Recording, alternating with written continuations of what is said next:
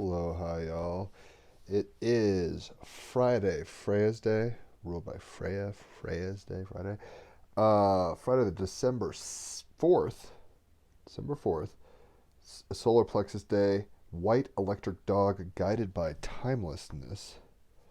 So it is a solar plexus today. The Manipura chakra.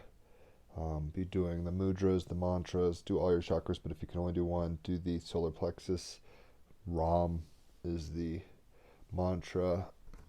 The mudras are your hands. Put that over your belly. Look up these things and do them, and you'll find them very beneficial, I imagine, as they are for me. So let's go ahead and pull some cards. The sun is in Sag. The moon is in Leo. Mercury is in Sag. Venus is in Scorpio. Mars is in Aries. Jupiter and Saturn are in Capricorn. Uranus is in Taurus retrograde. Neptune's in Pisces, and Pluto is also in Capricorn. So we have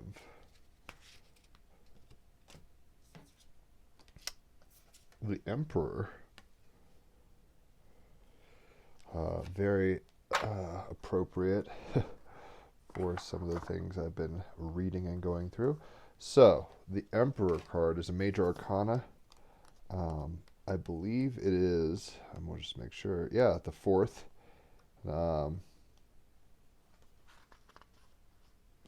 Card. It's the fourth today, so there's a sync already. And it's about willpower being exerted in the material, right? So he's even got a solar plexus kind of going here, it looks like a little. So very much in power, line with the solar plexus chakra of the day also. The Emperor, and obviously Sagittarius is like, I'm the teacher, but also Leo Moon is like, I'm the king. Right? The Emperor, setting boundaries and following rules, believing in the concrete world around you, focusing on action and results, holding your ground. The Emperor, I lead by example. The Emperor is the paternal father who instructs about the matters of responsibility, order, control, and discipline. He is a formidable character, a stern authority of the law, rules, and regulations that govern society. A man of great integrity, intellect, and strength, he assumes leadership, providing stability, security, and protection.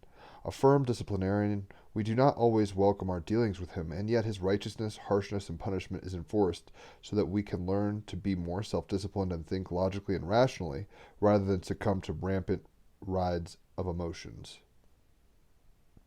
Conceived by me as a fantastical space emperor donning his robes with theatrical flourish like some superhero from the 80s genre of sci-fi films Flash Gordon and Dune, he is a contrived vision of both Abraham Lincoln and David Bowie. The neutron pattern centered at his navel, the solar plexus day, right? The power center symbolizes knowledge combined with physical power. His palace is the bricks and mortar extension of his mind, the architectural environment which fosters such intelligence. His world appears cold with a fierce beauty deserving of a healthy fear and respect. Not afraid of dealing with the harsh or grim realities and vicissitudes of life, he is able to make difficult decisions without enthusiastic or popular support. Practical and careful consideration is always employed with all the facts laid square, for he is keen to get to the real truth and demands honesty. Demanding honesty and truth. Sagittarius Sun, Mercury and Sagittarius. What is the truth of this? I want to get to that at the bottom. With a Leo moon, it's like, I want to know what the, from a heart place, what the truth is. Venus and Scorpio, getting down to the bottom of things, loving to know the nitty gritty. In complete contrast with the Empress, the Emperor rules with his head and not his heart, and consequently does not suffer fools gladly.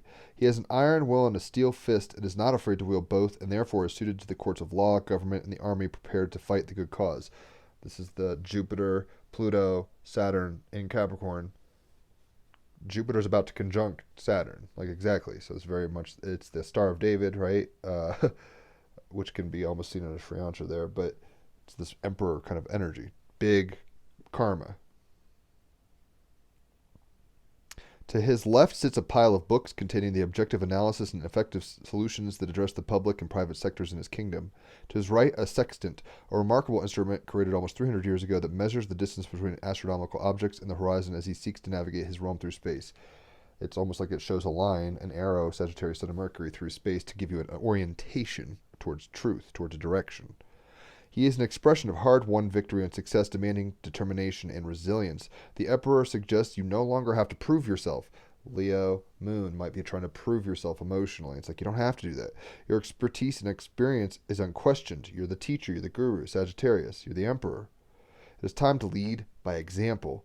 Get your house in order and regain control of an important area of your life so that you can live on your own terms, having the courage to walk your talk. It may be time to step up and approach your own father or father figure to pragmatically face and resolve a specific problem that is draining you and your life of vitality.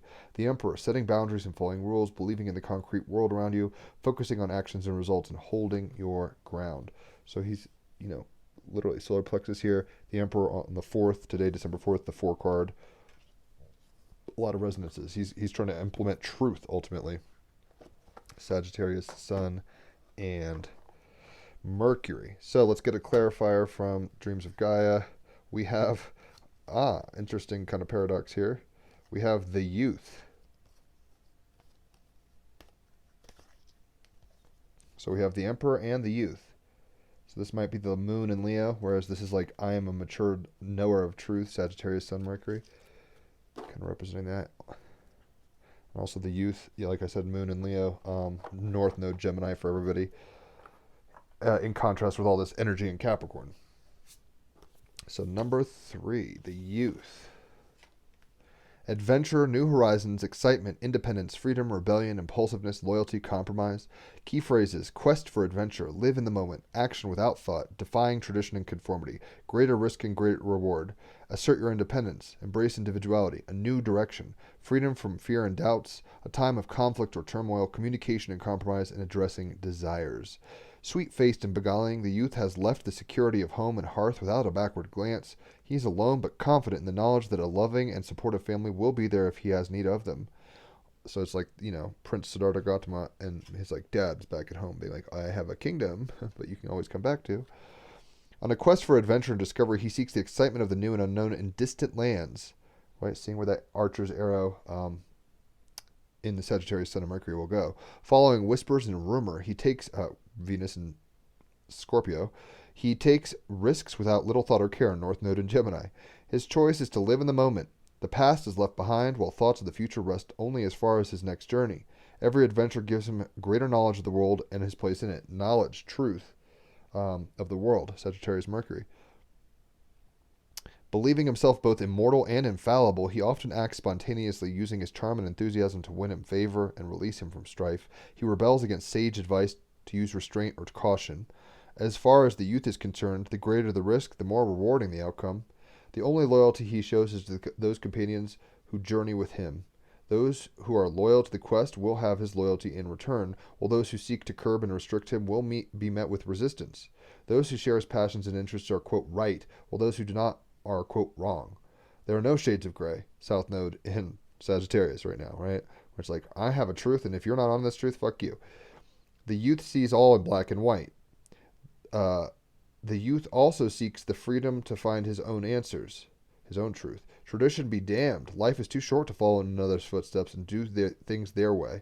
The youth will do things his way without thought for the consequences. His concern is for today. Tomorrow can take care of itself. And then it says, are you bored with the routine of your life? Do you stare out the window dreaming of something different or of change and a new direction? It's very much the leap of faith, Haley, the Galactic Heritage card I pulled with her this morning. Do you express the need for change only to be met with platitudes, told that if you focus on loving and appreciating what you already have, that you will be happy? Or are you reminded of what you might lose if you make a radical change to your life, choose to defy convention or rebel against tradition? When you voice your need to do something more with your life, do people around you suddenly question their own importance as if they should be held in higher regard than your own dreams and ambitions? Understand that we are ever evolving and transforming beings. Sometimes we develop new interests because they are meant to steer us in a new direction, to change and transform our lives in every way so that we can grow to reach our fullest potential. The youth becomes the emperor, right? This is the final kind of form, but he had to go on his spirit quest to know who the fuck he is originally, to be a good leader at all, ultimately. Understand that we are ever evolving and transforming beings. Sometimes we develop new interests. I said this, but I'll repeat it. Sometimes we develop new interests because they are meant to steer us in a new direction, to change and transform our lives in every way so that we may grow to reach our fullest potential. Sometimes these interests create an awareness that we are meant to leave the life that we have we have and explore unexplored realms of possibility and opportunity. The new interests reveal that those who have grown together are now meant to grow apart. If the youth appears in the present, he represents a necessity to address a desire for change within your life and asks that you have the courage and determination to make your choice. Mars and Aries. It's like commit, solar plexus, use your will to make your choice. I just lost my place. Courage and determination to make your choice without allowing others to discourage you or steer you in a direction of their choosing. If you do not put your will or put your own interest first, the potential for great unhappiness and conflict will increase. You have dreamed for long enough. Now is the time to act, even if it means having to leave behind all that is safe and familiar. It's kind of a paradox because it's like you start off in the kingdom, and let's just say, I mean, this is kind of the parable in a sense of the older and younger brother in the Bible, right? Where it's like if you stay in the kingdom and just kind of go from duty and like, so, I know this, and we're not leaving the boundaries of the castle. It's like you're going to be you're going to be a certain type of personality, right? And hopefully this emperor has wisdom that he gained from the road, and you don't want to just be living on the road with a dog out of a fucking backpack for your whole life. It's like settle down, create a kingdom based off of your dreams. You make your Kublai Khan. But you need kind of both energies. You need to have experience, freedom to understand constriction and limit. And in order to build well, you have to be able to dream, right? That kind of energy. So let's go ahead and get a Galactic Heritage card. Hopefully you all are doing well. Let me know where you're watching from. It's always fascinating to me to see and hear where people are tuning in from. We have complete surrender, right? Complete surrender. This is very resonant to a lot of things Haley and I kind of pulled. But 70, complete surrender. Future timeline. For aeons, 70, Lyra, I should say. Future timeline, complete surrender. For aeons, the ancient Lyrans applied the masculine principle of pushing or forcing reality to conform to their desires. Both represented here, right? This guy is staying home and saying, my will be done through the solar plexus. And this guy's on the road saying, my will be done. I'm free as a bird now. Free bird or whatever, Won't cue that band. I'm totally spacing on the name of the band, but you know what I'm talking about. Freebird. Leonard Skinner. So they've been dealing with the masculine principle of pushing or forcing reality to conform to their desires, which isn't bad, but there's like a balance to that, right? In order to transform, they eventually had to surrender, to let go of the need for control and trust the universe to be as it needs to be in every moment. This was a hard lesson for the Lyrans as it is for you. The Emperor wants his vision brought out, but it's like if it's raining and you can't construct, you got to deal with that. This youth wants to go, check out all the world, but it's like if he runs out of money, he's got to go get a job to save up more money or barter or whatever. It's like you got to adapt to the situation, even though you have a phallic kind of push through reality. Even if you're the arrow of the Sagittarius Sun of Mercury with the fire of Leo to say I am a character in the movie, rawr, and Mars and Aries, right? Even if you have all this gumption, you still have to like surrender to life ultimately at some level. It is as it needs to be in every moment. This was a hard lesson for the Lyrans as it is for you. You, like most humans, have a karmic pattern of trying to control reality. That was, I think it was the 21 Gene Key we read, Haley and I, today. It was about control as the shadow. It is time now to change that pattern. Practice trusting and surrendering to the universe on a daily basis, even in the small things. As you do this, you will begin to heal this ancient karmic pattern. This Lyran time stream represents the Lyran culture after they healed their karma and their challenges of the past when they were young species. The youth. Specifically, this card represents the transformation of several negative traits of this ancient Lyran forefathers that kept them always trying to control reality. The Emperor card. I'm going to, exert control. The Emperor of the Star Wars thing. There's a higher plan, and in those early days, the Lyran civilization, they preferred to try to push and control events, even against the flow of the natural energy. This left them creating a lot of conflict and strife within their civilization. Eventually, as the species matured, when you go from youth to Emperor card, because you end up maturing and becoming a king of or queen of your reality anyway, they began to recognize that there is indeed a higher plan, and it is impossible to ever control events fully. You can influence them, and that's really what the positive polarity of this is: influence. It's like I have great influence through my willpower, but if he's just saying, hey, if I want 1,000 women dancing for me, and if I don't get 1,000, if there's 999 women belly dancing for me, I'm going to go invade that country and kill them or whatever. It's like, that's not the move. That's not a good look. That's trying to control reality to a specific iota, and it's going to backfire. It's going to cause a lot of gnashing of teeth. This created a lot more strife and conflict within their civilization. Eventually, as a species, they matured and began to recognize there is indeed a higher plan, and it is impossible to even ever control events fully. They learned to let go and ride the wave of the universe and heal their obsessive need to control. Venus and Scorpio, obsession, right? Passionate, like desire to do what? Control and influence potentially with the Emperor card.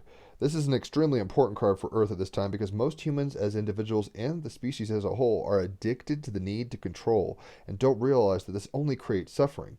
That's why you gotta hold on, but loosely, not clutch. The more you clutch, the more you dig into it, the more you break the, if you squeeze the bird, it dies. If you hold on, it flies, it comes back, you can appreciate the bird. If this came up in your reading, the suggestion is to seriously take a look at your desire to control reality and begin to learn how to let go more. Learning to surrender is a challenging experience. It's not easy, but it is an essential aspect of personal and planetary evolution. Do you know how fun this Emperor's life is going to be if he sits here and tries to control every level? He has influence to say, my will be done, but there's a lot of ways this fleshes out that might not be like every T crossed, every I dotted the way he expected, right? Similarly, the youth is like, I want to have adventure every day, but sometimes it's like, I can't go hiking because it's a flash flood and it's raining, right? And I got to just sit tight with the camp, or maybe my dog's leg is hurt and it's out of my control. I have to wait for it to heal, right? Or maybe my dog ran away and I want to wait for him. You see my point? So there's like levels of the polarity based off of polarity. It's kind of interesting how that works, paradox within paradox. So don't be too rigid and authoritarian, though have control, have self-control, have projection of the will onto reality, right? But don't do it so much. And this is almost like a negatively, Saturnian energy, and this is more of a Sagittarius Mercurial energy, where it's like, I want to be free and do whatever I want. It's like he's trying to control reality through freedom. He's trying to control reality through exactitude and, concretism. And both are important to a level, but we have to surrender ultimately to life, the universe, God, the Tao, however you want to phrase this. And when you kind of have that balance between the two, it's like act in the universe, but act in a very kind of be water, my friend, way. That's the sweet spot, right? It's like you want to be you're here to exert, influence on reality. You're not here to just sit here and be like, in a cave and let, everything happen around you. Probably hit me up for your chart. And we can talk about your specific dynamics, but, so you're here to actually exert influence on reality at a level, like, right, create and order reality. Adam naming the animals, that's kind of that thing. But at the same time, you're here to wander and play and wonder and move nomadically. Both are healthy in a way. We have to surrender at both levels. He has to surrender. Sometimes he can't just run off and go to Burning Man every day. It's like sometimes I have to have that job to pay for the ticket. And this guy has to say sometimes we have to have festivals because if we take it too seriously, we'll snap. We'll be too dry and brittle. Surrender like water. Be water, my friend. It's funny that the bison ritual is coming up because I just watched a 20-minute Sadhguru video about how he just motorcycled across. Sadhguru is this kind of modern guru from India who actually I just signed up for his inner engineering thing. It's half off through December 6th, $75 for like 7 90-minute videos. I'm just like, whatever, worst case scenario, it supports, he does this thing, Hindu temples feed the poor without question. So it's like, worst case scenario, I'm feeding the poor through that if it's shit, but it should be good. Anyway, so Sadhguru, this guy from India, just motorcycled 10,000 miles basically across America, talking to every Native American tribe that, the people in the Pacific Northwest, Grand Canyon. It's fascinating video. And anyway, so I just watched him, he's a Virgo sun with a Capricorn moon, with a Gemini rising, very authoritative Sadhguru. He's like, here's yoga, here's how it goes, blah, blah, blah. But he's still a little playful because he's surrendered to the divine in a sense, and yet still controls his reality through influence, which is kind of the paradox, right? But ultimately, it's ironic to me that he was engaging with rituals of the natives on his motorcycle trip. I just watched like 20 Native American tribes being represented. So the fact that this is popping is very resonant for me, as well as the fact that it's number 35, my age at the moment. So bison, ritual. Live with authenticity and peace. Do not live how other people wish you to live. Your life is yours. Emperor card. Youth card even. It's like the youth is like, I want to go on a motorcycle trip. I'm going to do it. It's a dream of mine. I want to go hike the Pacific Crest Trail. I'm going to do it. I'm not just going to stay in this dead-end job. Or This one guy's like, I want to build a city and make a city of people that I resonate with, right? The Emperor card, both of them are not living how other people wish them to live, but living as they want to. Like that Sagittarius Mercury, Leo Moon, Sagittarius Mercury Sun, and Leo Moon being very highly authentic energy. Bringing the piece of ritual into our lives can heal us. That's the surrendering to some magic beyond yourself. Because if you just get caught up in control and basically personality dominance, you don't realize you're dancing with more than yourself. In some abstract way. Bringing the piece of ritual into our lives can heal us, nourish yourself, and develop habits that are beneficial and useful for you and your family. Mythos. The chief of the Lakota tribe was trying to lead his people through a time of great famine. The buffalo had deserted them and no rain had fallen. He decided to send out 2 strong scouts to look for good food, North Node and Gemini. Go look for this. Our fate lies in your hands. Our destiny lies in the Gemini hands. 2 scouts. And scouts, kind of like Sagittarius Sun, in the sense that, like, we're going to go find, discover truth. As they traveled through difficult country, they found little, but they kept going. Mars and Aries. It's like, we're just going to keep going. As they walked, they saw a lovely woman dressed in shining white upon the horizon. One of the scouts immediately lusted after the woman and shared with his companion that if she was as beautiful close up as she looked from afar, he would seize her as his wife. Venus in Scorpio. It's like, I don't care if she says no. Like, no doesn't mean no to me. I want her. The other scout saw beyond any desire and thought the woman looked otherworldly and perhaps was a sacred being. He's like, bro, she's glowing in the dark and she looks pretty holy, like an angel. Like, don't fuck with her. He shared his opinion with his friend and warned him against offending the young woman, i.e., like raping her or whatever is going to happen. It was soon clear that the first scout would take nothing of the second scout's advice. Leo Moon, Mars and Aries, it's like, I got to do what I want. I'm a youth. It's like, hey, I'm horny for this chick. I'm going. And the other guy's like, there's not a whole lot of wisdom in that, bro. Like, this isn't a good idea. The first scout tried to hug and kiss the woman, and quickly a thick white fog enfolded the 2 of them. Soon the cloud dispersed and only the woman remained. The second scout became terrified and drew his bow in defense. Sagittarius, bow, Sun and Mercury. However, the young woman soothed him in his own language and told him there was nothing to fear. She's like, surrender. Complete surrender. As she allowed him to step closer, he saw the dry bones of his more impertinent companion. All Capricorn rules bones. Jupiter, Pluto, Saturn, and Capricorn. So there's even bones being represented. Again, the scout became afraid and drew his bow. Mars and Aries. It's like, I'm going to kill you if I need to. Like fear, like primal fear, right? Mars and Aries for self-defense. Against the scout, again, the scout became afraid and drew his bow. And again, the woman calmed him and explained that she was divine, Wakan, and that she could not be harmed by his bow. She's like, you idiot, you can't even hurt me. Don't even try. I'm a multidimensional being, and your bow, sticks and stones, can't even fuck with me. She introduced herself as Tessin Wee, white buffalo calf, and assured him that if the Lakota did all that she asked, they would have a better and more prosperous and more peaceful life. She's like, I have the truth. I'm communicating truth to you, Mercury, Sun, and Sag, and you're going to have to surrender your ego, Moon and Leo, and Mars in Aries. You're going to have to surrender your desires for yourself, Venus and Scorpio. And when you completely surrender, you'll benefit, being water, my friend, right? White buffalo calf taught the Lakotas the right way to live and worship, the truth, Sagittarius Sun. She was also responsible for introducing the sacred pipe, the Chinunpa, and the profound ritual that accompanied it. The animal. There are 2 kinds of bison, also known as buffalo, left on the earth. The American bison and the European bison. They are herd animals. The American bison is native to North America, with a huge range that once extended right across America and into Mexico. They were plentiful and key animals for the indigenous people, gifting them fur, pelt, horn, bones, meat, basically a walking convenience store. These indigenous societies, particularly the Great Plains First Nations, moved seasonally according to where the bison would roam, so meat would be readily available even in extreme conditions. The youth card, it's like, we'll travel where they go. Our lives are depending upon basically their patterns. Bison were hunted, and this is what Sadhguru was actually saying, and I know this, but it's just sad. Bison were hunted close to extinction during the 19th and 20th centuries by white settlers. This massive slaughter was most often for pelts, since the bodies were simply left on the plains to rot rather than being used honorably. There's also evidence that indicates there was a colonial strategy to kill as many bison as possible to inflict ongoing damage to the Indian people who relied so heavily upon these animals. It's like, take away their supplies, they can't live very well or long.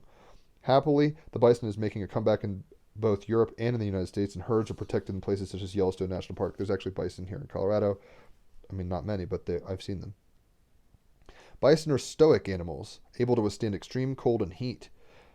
They have a thick fur, pelt, and huge heads. Leo moon, thick beard, right, almost, and ego, head, big-headed, almost like Leo, which they can swing from side to side to clear the snow so they can get at the grass underneath. American bison range from 2 meters to 3.5 meters in height. Although they look slow and ungainly, they are not, and are capable of running at 65 kilometers an hour and jumping at 1 meter. Their babies are born with a distinctive red hue in spring and are referred to as red dogs. The magic of the bison is an ancient one that asks us to put aside every day. The everyday, it's like, yes, you can wash your dishes and stuff and connect in with the natural world and that of the spirits. Like sit in nature. Watch the clouds. Watch the sunset, watch the sunrise, look at the stars. Having everyday rituals is an important touchstone for mental and spiritual help. Keeping to good and positive ritual and habits for ourselves is something with which the bison can help us. The cards that I pull with Haley, the Gene Key that I read every day with her. Shout out Haley, I love you. This is our engagement ring. Metatron's cube necklace. Her idea. Those kinds of rituals. Pulling these cards for y'all. I've been doing workout and meditations and podcasts. Like I've got a rhythm, right? And doing these rituals in a certain way with a certain mind. Chop wood, carry water. Even though life happens, it's like, blessing your food. That's a ritual. Saying thank you, God, for my breath. Thanking God, being thankful for everything. That's a ritual. It's a choice. It can improve your life, right? Symbology: horns, milk, humped back, woman dressed in white buffalo skin, status near threatened / they're vulnerable. They were almost wiped out. But basically, they were a large part of the empire of the Native Americans, right? People would wear their clothes. They would even build structures out of their skins and bones and stuff. And they would follow migration patterns like the youth right here. In a way, there was this kind of fluid dynamic between the native peoples and the bison. The bison would go where they completely surrendered to the natural environment. And they're like, where does the grass need to go? The bison knew, and they would go kind of herd that way. They surrendered to nature in a sense. And then those plains people they were discussing upped and moved their whole empire, their teepees even. That's a Sri Lanka, but it looks kind of like a teepee. Instead of just staying in one place, they traveled in complete surrender to the dynamos and dynamics and migratory patterns of the buffalo. And they also had rituals that Native Americans, basically they were woke as fuck, and everybody has their problems. So there's there's asshole Indians who would, go kill people or steal and rape and stuff. But basically, they were way in tune. We can learn quite a bit from native cultures and implement it into the future and the present in such a way that we honor all time space, right? We're in the present, but we're taking the wisdom of the past to project into the future to live more wisely, to create a world, emperor card, to create an empire that is more in tune with Earth and cycles, and not just about like domination, control, order, Gregorian calendar. It's like what, there's better ways to do it than we have been doing it, and we will find that out over time. Gustav Klimt, he's kind of a interesting character, very Venus and Scorpio, Leo moon energy here, as you will find out. So, like kind of flirtatious, sexual, all that jazz. And he's from Austria, which is where my co-host Raphael is. Shout out. Gustav Klimt lived in glamorous Belle Epoque Vienna, but felt most at home in a loose-fitting smock and little else. Kind of like the youth emperor, right? He's like, I'll wear what I want, fuck y'all. A passionate man, Klimt fathered many children with many lovers, but his real babies were his astonishingly detailed and delicate paintings and murals, often female nudes, some with incorporated gold leaf. A founder of the Vienna Secession, Klimt championed, so emperor, founder, right? Klimt championed young modern artists with a break with academic conservatism. So he was an emperor of a new school, the youth card.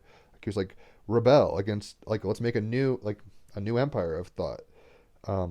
After scandals around the so-called pornographic nature of essential works, Venus and Scorpio, Klimt further withdrew into productive and reproductive privacy, stating that to know him, one only need know his work. Right? So he's like, check out my paintings, you know who I am, I don't want to talk about it.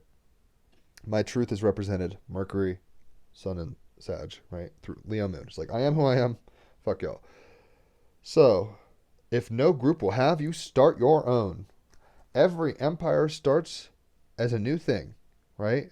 It's hard to explain, but it's like Peter Pan started an empire with Lost Boys because they went off and did treehouse shit. Captain Cook had his empire on a ship. They were in conflict, right? Construct, but everything, what was it saying again? If no group will have you, start your own. Yeah. When you're a youth and you're trying to figure out your values and stuff, ultimately take responsibility from those lessons, and completely surrender to life in a way that you can create a new biome, and habitat of that reality tunnel.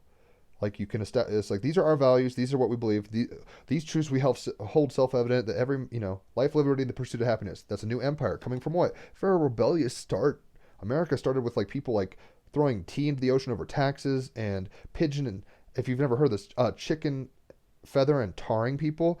This is crazy terrorism shit. But back in like the colonial days, they would take British sympathizers and dip them in hot tar and cover them in feathers as like a mockery of them, and that could kill them, like straight up. So anyway, we need to surrender to the times we find ourselves in, surrender to our heart, Leo Moon, in a way, surrender to our truth, Sagittarius, Sun, and Mercury, which may be different, and find the others to establish an empire of like-mindedness, always giving freedom to each other to a more or less extent, because we don't want to be Borgs. We don't want to be, in North Korea, particularly, very regimented situation there, right? The Empire of North Korea. We want to be sovereign emperors, right? In a sense, that's what we're being called to do. Freemason comes from free thinking people, basically. They're like lights unto themselves. But we're all surrendered to the Tao itself. The ritual of life is around us all the time, and we have to ask ourselves, if no group is having us, right? If they're like, hey, you're a rebel and you're doing weird shit, instead of just saying like, you're right, I should stop doing my work. He's like, fuck you, I'm going to go start a new thing. I'm going to succeed. I'm going to start my own empire, right? Confident. Leo Moon. Mars and Aries. I'm going to go do it. What? Find my own truth. Sagittarius. All while being surrendered to the reality, playfully, hopefully, North Node in Gemini, through magic and ritual, Venus in Scorpio. In the real world, with all that Jupiter, Pluto, and Saturn, Jupiter and Saturn almost conjunct now, in the world. How do you make this stuff not just an idea, but reality? That is how you start a new world. America started that way. I'm sure at one point there was a bunch of just tribes, and then some of them said, we're going to stay in Scotland and we're going to go up down to England, whatever, how it works, right?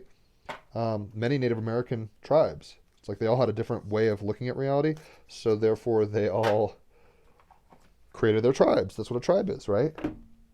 This is a fascinating looking stone. Order in the chaos. So it's like the Emperor card within the freedom of youth here. Topaz. So you can quantumly entangle with topaz here. You don't have to own it. What it is, topaz is the world's hardest silicon-based mineral. Emperor card. It's like, I'm hard, I'm stern, I'm here, I'm not moving. Its name alludes to the Sanskrit word for fire, and I was just mentioning Sadhguru, Sanskrit coming up there.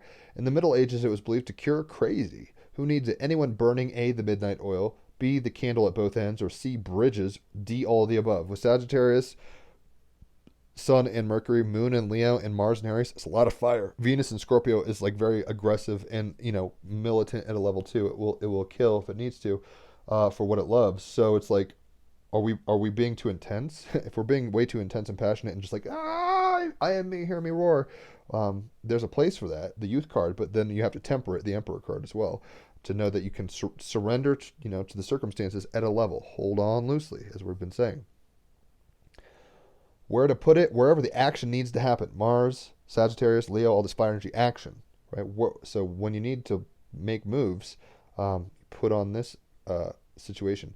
When to use it? When you're aiming in the right direction but keep misfiring. When you're aiming in the right direction, Sagittarius, Sun, Mercury, but you keep misfiring, right? When you're not, you're like letting go of the arrow too quickly. Passion is totally indispensable. Fire, what we're talking about. But if you're not careful with it, it might burn you up.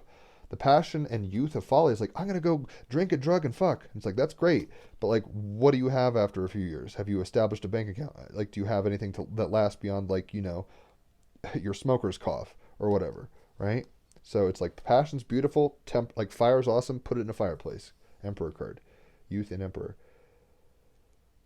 It says, call on Topaz to transform wild obsessions, Venus in Scorpio, into laser-like focus and burning desires into getting things done. Moon and Leo into Jupiter, Pluto, Capricorn, or Saturn in Capricorn. It says increase your firepower, right? So how do you increase your kingdom? From the solar plexus, how do you increase your fire, solar plexus, fire element? How do you increase? You actually keep play involved. Don't take it too seriously, right? So temper seriousness with play and play with rules. surrendering, right? When you need more firepower, you do the right thing. You do the ritual, right? She's like, you do what I say, surrender to my guidance, Emperor card, and you guys, as wanderers, the youth card, will flourish. And they did, right? So if no group will have you start your own, you can be a rebel with a cause. You don't have to have no cause. Increase your firepower with Topaz. There's better and worse ways to do this. Like, rebelliousness is fine, but are you doing it smart, like with wisdom? And authority is great, but are you being like an asshole, or are you being like open-hearted and minded? So let's go ahead and play some music. And to these cards, the Emperor card and the Youth. So this is an interesting kind of combination, especially given the astrology. All this fire.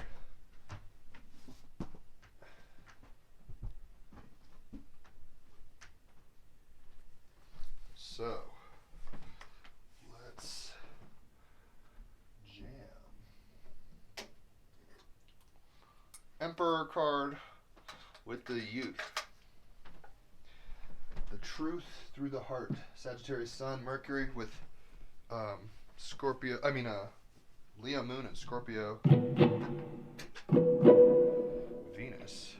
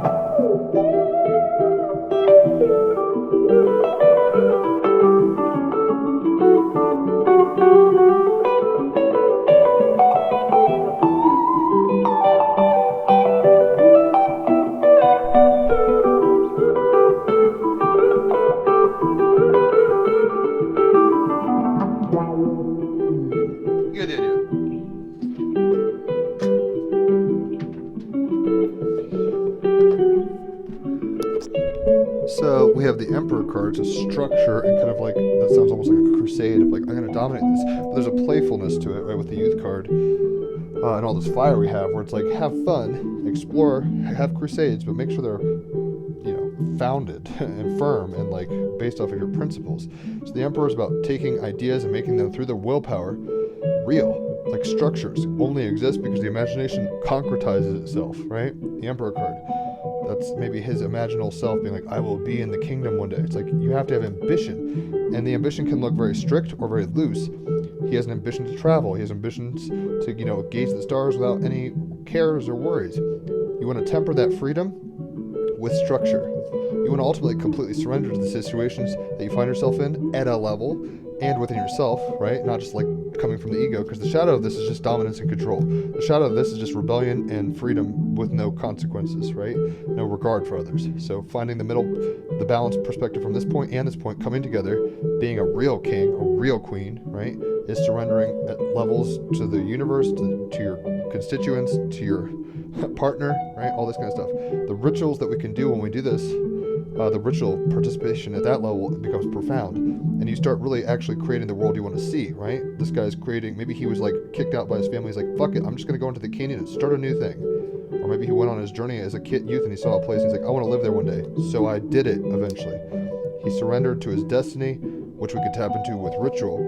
Gustav Klimt is saying, if no group will have you, start your own. Sometimes being a rebel is through structure. So, if you have to go wandering, all who wander are not lost, ultimately, right? You find what you need to be doing. And Topaz is saying to increase your firepower. So with all this energy and fire, Sagittarius Sun and Mercury, Leo Moon, Mars and Aries, we have to be careful that we wield that fire well, and not just run around chopping off people's heads who aren't in our group, not just blowing up buildings or whatever that are like not what we want.